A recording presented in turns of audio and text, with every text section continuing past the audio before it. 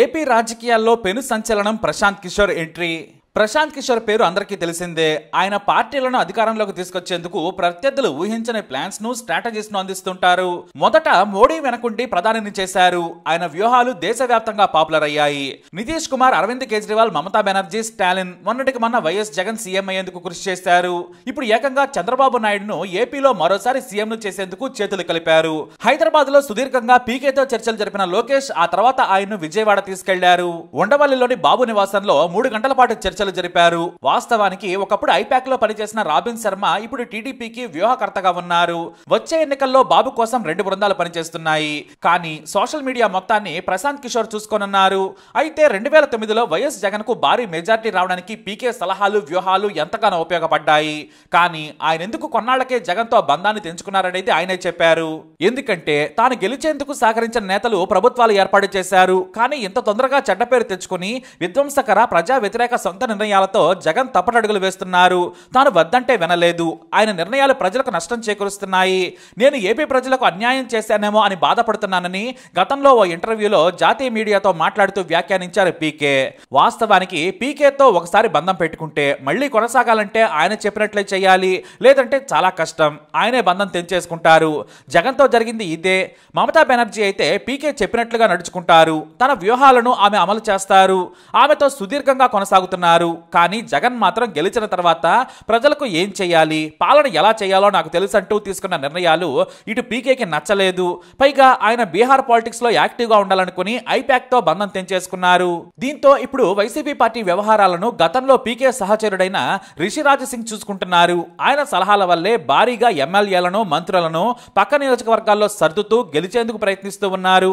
ఈ కారణంగానే లోకేష్ పట్టుబట్టి మరి పీకేను విజయవాడ తీసుకొచ్చారని తెలుస్తోంది. ఎందుకంటే గెలిచిన ఎమ్మెల్యేలే కాదు, ఏకంగా మంత్రులను కూడా జగన్ మారుస్తూ ఉండడంతో ఇప్పుడు టీడీపీ అయోమయంలో పడింది.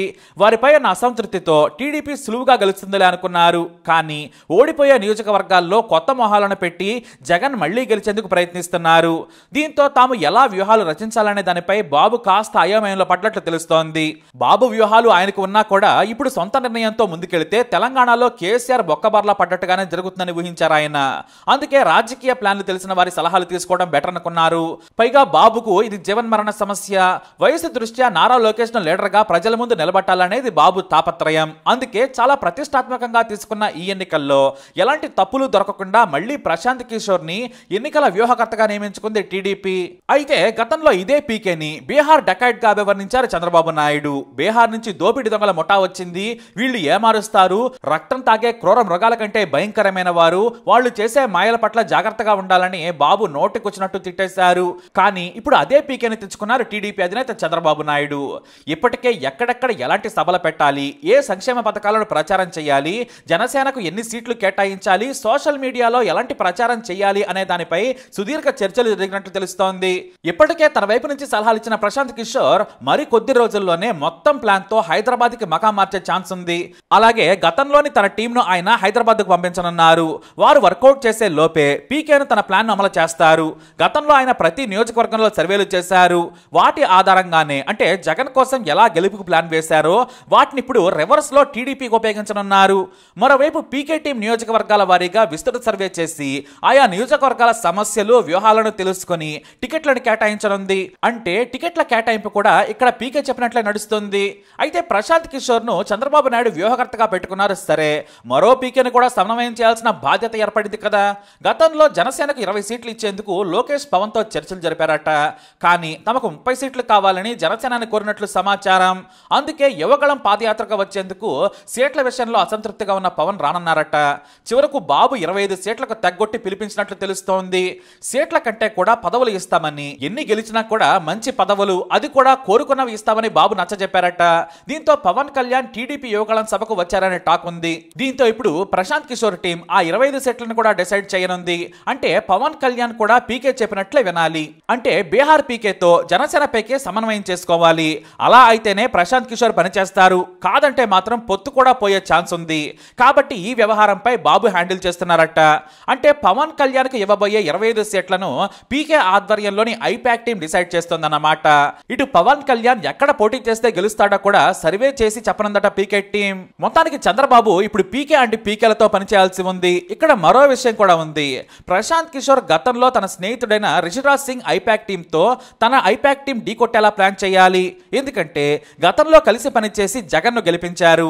ఎత్తుకు పై ఎత్తి ఎలా వేస్తారు, ప్రశాంత్ కిషోర్ వ్యూహాలను ముందే పసిగట్టగల చరిష్మా రిషిరాజ్ సింగ్ కు ఉందా అనేది తేలిపోనుంది. ఇక్కడ ప్రశాంత్ కిషోర్ మీద విమర్శలు కూడా ఉన్నాయి. మేధావులు కూడా ప్రశాంత్ కిషోర్ ప్రజాస్వామ్యానికి పెరుముప్పు లాంటి వాడని చెబుతారు. ఆయన వ్యూహాలు భయంకరంగా ఉంటాయి. ప్రత్యర్థులను ఓడించేందుకు ఎంత గలీజ్ పనైనా చేస్తారు. అంతకుమించి గెలుపు గుర్రాలపైనే ఉంటారు ఆయన.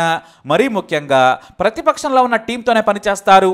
ఆ తర్వాత కూడా కంటిన్యూ చేయాలంటే పాలన కూడా తాను చెప్పే పథకాలు పెట్టి మరీ ముందుకు సాగాలి. అలా లేకుంటే బంధం తెంచేసుకుంటారు.